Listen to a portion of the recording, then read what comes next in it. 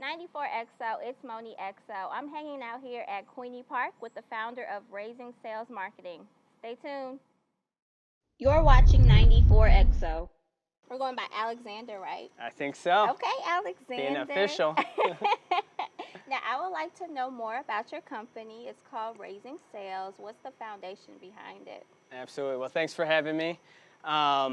So Raising Sales, I started it just going on about 5 years ago, a little over 5 years. I kind of started part-time, eventually moved into full-time, but I always knew I wanted to be a business owner and kind of just work for myself. Yeah. And so, I actually first ran for office out in St. Charles. Oh, wow. Yeah, ran for state rep, was the youngest person to run for state rep in the history of Missouri at that point.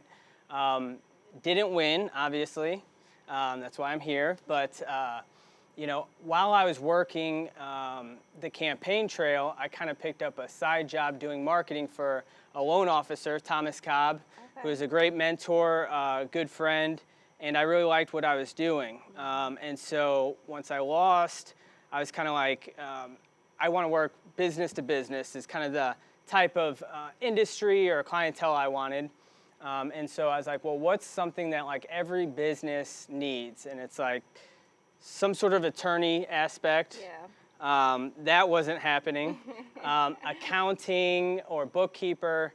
And, I still count on my fingers, so I wasn't going to be able to do that. And then marketing. Me too. Yeah, right? So no shame there. Like, I don't care. Real quick story, my 7th grade teacher once told me, Alexander, like, you think you're going to be carrying a calculator around in your pocket your whole life? She's like, you got to learn this math. And I didn't listen to her.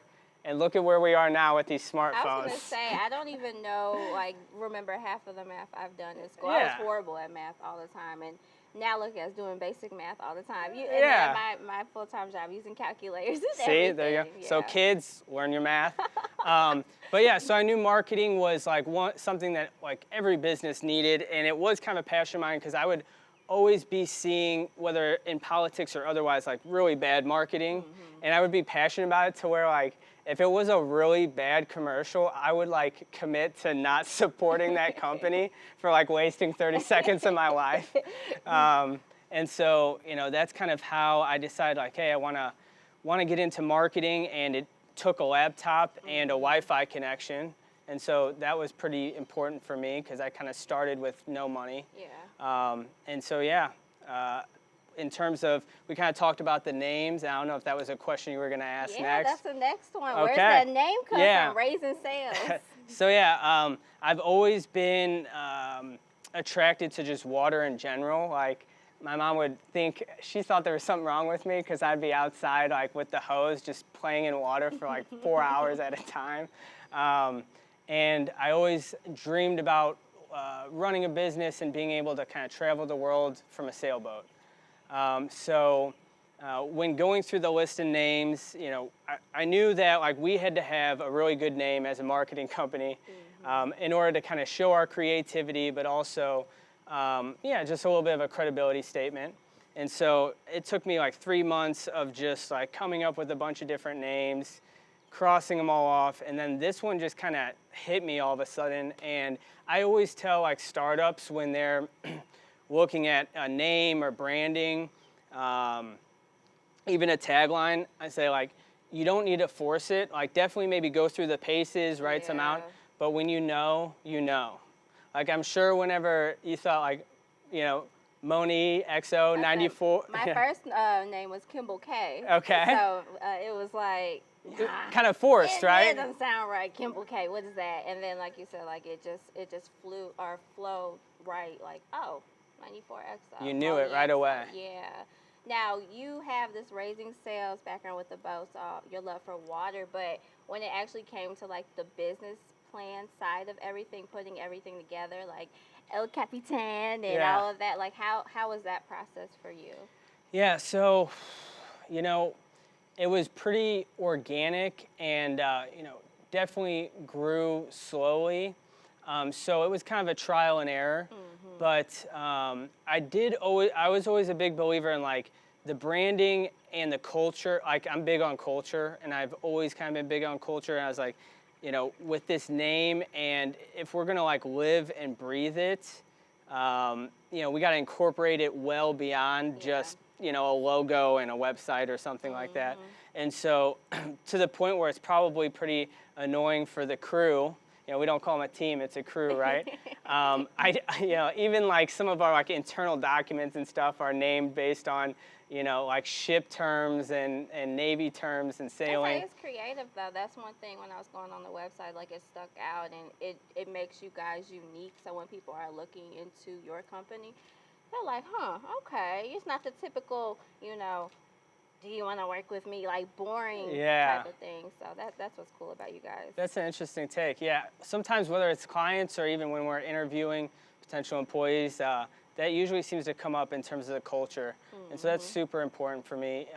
Even if it means kind of losing out on maybe the profitability or margin side, I'm just so big in culture. Like people need to enjoy like where they work and what they do, and also identify it. And so I think we've been pretty successful at that, but to answer the other part of the question, like in terms of like the business model and kind of how we built it, I knew going in like I wanted to do everything the opposite of what was being done. And some of that stuff didn't work out, but a lot of it has, to the point where like I see the industry kind of catching up to where we are. Not that like we're like necessarily leading it and people are like, these big firms and agencies out of New York are like, oh, we'll get Raising Sales in St. Louis. We need to do it like they're doing. But we're just kind of, I guess, ahead of the curve, whether in terms of like our pricing model. I mean, we do month to month. A lot of people in our industry were like, you got to lock into a 12-month contract and commit to it. And I was like, to me, that doesn't make sense. If we're doing a good job and it's a good relationship, they'll want to stick with us. Yep. If not, it's not doing anyone any good to be forced into, a relationship they don't want to be in. For sure. And so, those type of things are things that like I've just been surprised that my like kind of crazy idea of just kind of going the opposite ended up not just working, but also like everyone else seems to kind of be headed that direction or there now. So yeah, I'm sure that makes you feel good. Yeah, and now there's been plenty of. And this is something you and probably any entrepreneur out there knows, is like the failures are the ones that really kind of stick out the most. And so we have a tendency to kind of focus on those. But certainly so far in terms of like just those broad brush strokes, for the most part, we've kind of been in the right direction. So. Yeah. Well, speaking of failures, like what are some challenges that you've been going through, because you've been doing this for 5 years now, and I'm sure like starting your own business, it's been different obstacles you went through, to get to where you are now. I actually just mentioned this to someone 2 days ago, but I said, I'm glad I started this business. I wouldn't change any of it, but if I would have known like the amount of like, not even just work, but like sacrifice that it would take. I wouldn't. I probably wouldn't have done it, if I knew ahead of time. I was very naive, thinking like, okay, like a year in, I'm gonna be rolling in it. I'm gonna have like 20 employees. It's gonna be great. And that's why like one thing that really stuck out to me during this whole like quarantine COVID crisis was a business owner was on television. He's like, essentially like, hey, we've done the like quarantine thing, the social distancing, but like people's businesses are dying. And I gave up 15 years of my life to build this business. I'd rather die than have to start over again. And that kind of resonated with me. Like I would rather risk dying than having to go through even just the last 5 years that I did. And that's not to scare anyone from doing it, because I wouldn't change it. But it was certainly like, it just goes to show like how much work you put into it, and I think a lot of people, they don't realize being an entrepreneur and, like you said, sacrificing like all this time and money that you didn't have maybe in the beginning, and getting to where you're at to just like easily lose it and stuff. Like yes, I get exactly. It. It's like if I'm losing it because of something I did wrong, or just like a recession, things like that, that's a lot easier to swallow. I wouldn't say it's easy, but it's a lot easier to swallow than just being like, no, you can't work. And really, we didn't have that issue so much as a lot of our clients did. And so, a number of our largest clients were just like, couldn't do anything. Yeah. So, yeah, and I forget the original question, but I feel like, hopefully that answers it. No, let's get to the good stuff now. Let's get to the TikTok exclusive access. What's going on with that? Yeah, so something that has like, this is something that's really surprised me is like we tend to kind of get like early invites to stuff that typically like you would think like these large agencies or firms would kind of be the first access folks to do so. And I'm not really sure why or how, but before TikTok, we got invited to Facebook had a beacon program where it was like a Bluetooth enabled thing that people would put in their locations, and whenever you would open up Facebook at that location, it would recommend you to check in right there. Oh, wow. Yeah. Okay. And so we were like an early adopter for that. And then, yeah, I want to say it was April maybe. I've been on TikTok since January. And I've been like obsessed with it. I love it. We'll talk about that in a second. It's an amazing platform.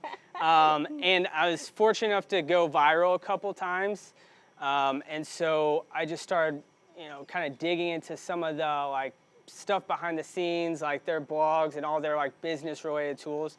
And then one day I just got something dropped in my email about like, getting early access to this platform. So I applied for it, and then about 3 weeks later, we got approved. And I thought it was just like, a marketing tactic, like what we would do, like make people feel special and exclusive. But then I started asking around and doing some research, and I'm like, there was only probably, I want to say between 5,000 and 8,000, less than 10,000 businesses probably around the world that were invited to this platform. So. It was really exciting to be able to get kind of a first look at the tools. That's cool. Yeah. I don't know anything about TikTok. I've tried to make my own. I think I've made like 3, and it's not. It's not for me. So that's an accomplishment. What did you go viral for? So I've gone viral now on TikTok 3 times. And you mentioned it's not for you. Like all 3 of my TikToks that went viral were the ones that I did like the least amount of effort for. And the ones that like I spent like hours doing, like they flop, But so the first one that went viral was, it was like during the quarantine. It was when everyone had all these like out on every side had all these outlandish like theories, conspiracy theories about what was going on and all this stuff. And so I wanted to prove a point that like, hey, everyone's like just listening, people are just blindly following what they're being told, right? So I was on my porch and a street light was getting changed out by the city. And so I just was filming it while I was chilling there on my porch. And I threw it up on TikTok and said like, they're putting in 5G. Oh, wow. And I put like some really like scary music behind it. Like it is kind of creepy when you're looking at it. And that blew up. I don't know what it's at now, like almost 200,000 views. But isn't that interesting how marketing and all that works? Yeah. And then my second one that went viral was right after George Floyd's death, all the protests that were going on. There was a group of Amish people that were out there like singing like some, psalms and hymns. And I was like, man, if these Amish people, first of all, how did they know about this? I don't know. Like, I didn't think they would like be, so in touch. But like, no, they were sitting there singing. It was like just so much love, like that was just pouring out. And the sad thing was there was people that were like walking by that were like kind of disparaging and heckling them, which kind of was like, heartbreaking. But in general, it was just such a like, there was just so much love in that moment. So I just threw that up there on TikTok and said like, don't listen to the media. Like they're trying to divide everyone. They're trying to use that as leverage. Like there's more of us are together than you would think, or than they're displaying. And so that's over 420,000 views right now. Okay, celebrity. Yeah, right? Yeah, maybe not the followers to match yet, but we're getting there. So. Now, what do you offer at Raising Sales? So we offer, I guess, more than anything, a very unique setup for small, medium-sized businesses that are looking to grow and get in front of their target audience. If they know their target audience, if they don't know that yet, we can help them get there as well. So most of our services are very bespoke or tailor-made to that individual business. A lot of it is digital marketing. We do some traditional marketing, but even some of the traditional marketing is becoming digital. An example of that is like billboards, typically like a traditional marketing medium, but now there's a lot of digital billboards going around the country. And it's really cool because instead of like committing $5,000 to put up one billboard and it has to be up there for 3 months, and you gotta hope you have the right messaging, hope that you have the right location, everything's gotta be lined up correctly, otherwise you just wasted $5,000. You can set a budget of $20 or $50 a day at one location and kind of see how it does. Ooh. Yeah, so we do a lot of social media marketing. That's kind of a standard, but our bread and butter is just like really beautiful, well-designed, well-functional websites. So. I say, as what you say, guys don't make lame social media posts and you don't make ugly designs. Right? Yeah, we try really hard to make sure that everything we're putting out there is beautiful, and so that's you'll notice like on all our sites that we've done at the bottom, a lot of companies will do like powered by or like designed by. We do like beautifully designed by, because we try to bring beauty to everything we do. If it's enjoyable for people to look at or experience, if it helps evoke some sort of emotion, that's going to help then build that short, medium, or long-term goal that the business has in terms of converting them to a customer or a client. Yeah.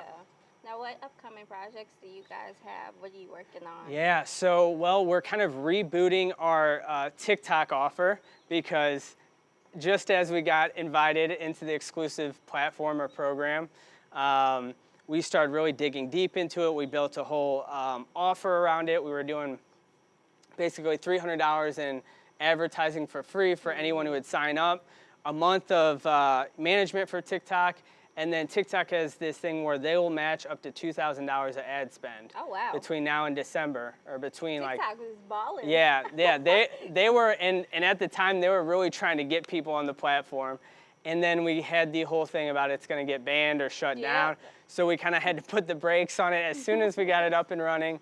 But now that it looks like Walmart and Oracle are going to be buying it or owning it, it's going to be picking back up. See, I didn't even know that. Wow, yeah, okay. So it's I'm looking for the rollbacks and like the smile guarantees on the TikToks now. So as long as I don't have to wait in a 20-minute line to check out, like on TikTok. I don't know, with everything going on right now. Yeah, right. So it'll be super interesting to see.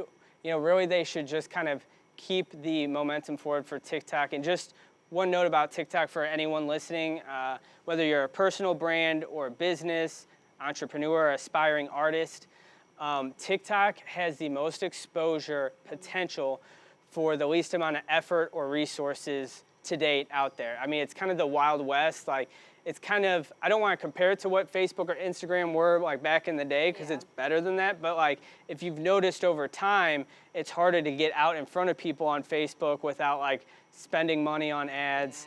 Instagram, it's kind of getting that same way.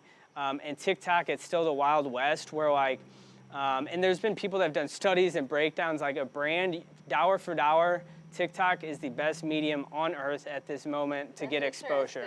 Huh? Yeah, hands down. You know what? You are right about that, because just me on my personal sliding the TikTok, because I don't know how to make those. So maybe I need to learn how to make them. But just you're repeatedly sliding up like new video.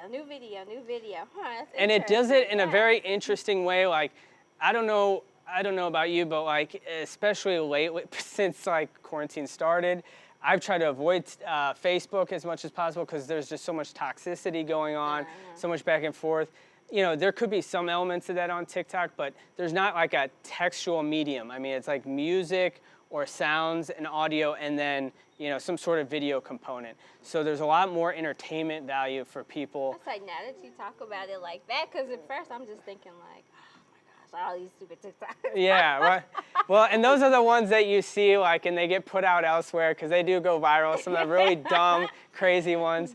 But TikTok's got one of the smartest algorithms too. So once you start liking and engaging on ones that you like and you ignore the other ones, it'll start adapting to where, like, more than the other social platforms, it'll show you what you want to look at, or it may not be what you think you want to look at, but like ultimately it's like, what you're oh. engaging with. Yeah.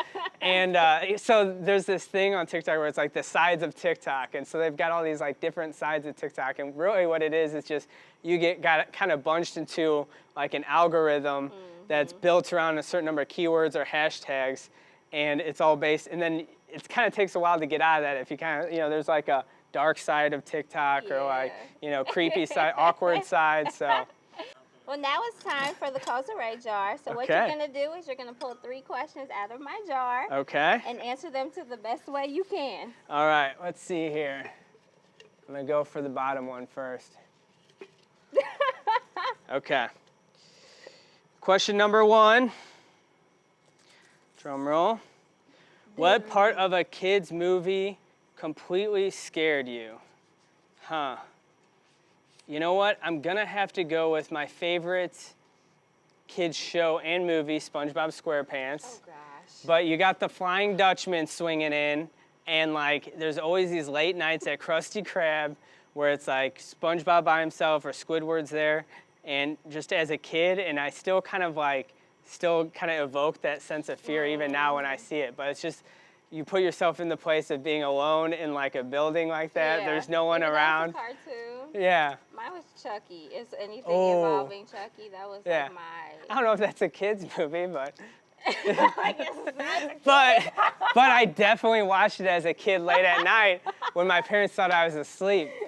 Oh man, and they've had remakes of Chucky too, and yeah, no, I don't. They're like not. that. No, I'm we not can about talk that. about that another time. So that's traumatic for Yeah. me. So yeah, and Annabelle, the other one, That's not. Oh, I guess it's like. it's like a Chucky, doll. right? It's a doll. I mean, all that stuff kind of creeps me out. Okay, so question 2 here. If you could ask your pet 3 questions, what would it be? So I don't have a pet, but Have you ever had a pet? I've had the lamest pet ever. I'm sorry. I mean, nothing against fish people, but I love fish. I'm a fish person, but it is like a super lame pet. Yeah, I would. Well, I'll just say, how about one question I'd ask, and that is to the fish, the last fish in the fish tank. Like, what did you do? Like, where did all the other fish go? My gosh. I think it ate all the other fish. Like, every week we go down to clean it out or whatever. Like, oh, where's little Timmy at? Like there'd be one less fish there. And then, and then all of a sudden, it was a sucker fish too. It's like cannibalistic sucker fish. So. Last one. Here we go. Okay. Grab the big one. Yeah, it is. What are the 3 best things about you that you wouldn't put in your bio on a dating profile? Okay. Well, I guess one would be that I'm one of the best things I value, at least. I don't know if other people would, but I'm a pretty religious person. Definitely not something I'd put on the bio because I feel like there's so much connotation and bias that goes with that. They'll think you're like a crazy, church person or whatever. But maybe I should, and maybe that's kind of something that... Maybe it'll attract the right people. Yeah, exactly. Maybe the right people. Well, maybe that's why the swipe apps never really worked out for me. Okay, let's see. Another one. I would probably say like I'm just very like principled and uncompromising, and sometimes that isn't good in terms of like maybe like relationships or romantic relationships, but I think overall in life and especially in business, it is good to not be willing to compromise on your like standards or your like principles and values. And then maybe not the bio, but one thing I wouldn't put in the dating profile in general is like a picture of me holding a fish. Why? Because I guess this is like a thing guys do, where they're like it's like, you tell me, I don't know if you've been on these dating profiles, but I keep hearing like, and people when I was on those things would say, oh, well, you didn't have a picture of fish, so that was like a plus a plus. I don't know what that means. Yeah, so I actually saw a TikTok of why guys do this, and it's super like human nature, like it's really interesting. But I guess a lot of men are putting like pictures of them holding a fish up in their profiles, because like subconsciously it's like conveying to the women like, I can provide for you, I can like go out and like get the kill. Yeah, this. Oh, you mean like holding a fish on it? Yeah. Like a bass that they caught that they're just like holding up in the picture. Okay. I'm not into those types of things. Yeah. But Yeah. And then just a bonus one, I probably wouldn't put my political affiliation, because that would nix probably 70% of the the people our age that would be kind of on those dating profiles. Yeah. So, but yeah. Let's get to the first date first before we talk about political issues, right? Okay. Yeah, right. Exactly. Well, where can everybody find more information out about Raising Sales? Yeah. Tell us about you. Yeah, so the IG, the Instagram is ALX McCarthy, or Raising Sales, and that's spelled like the sailboat, SAILS. Of course, there's Facebook. Our Facebook is STL Marketing, so that's easy to remember. And then TikTok is Alexander McCarthy, and that's McCarthy with one C. Go watch him dance. Yeah, and then if you want to check out our website and some of the cool work we do, it's RaisingSails.io. And yeah, we'd love to connect with you. And if there's any way I could help out anyone out there, even just, we do a lot of like just advice and kind of supporting startups and people that are, just looking to get into, I guess, building a personal brand or a business. So, yeah. For sure, yeah. And I'm Moni XO, and we are out. Be easy. Peace. It's your girl Moni XO, and you just finished a 94XO interview. Make sure you like, subscribe, and comment to our YouTube channel, and follow us on social media platforms. Be easy.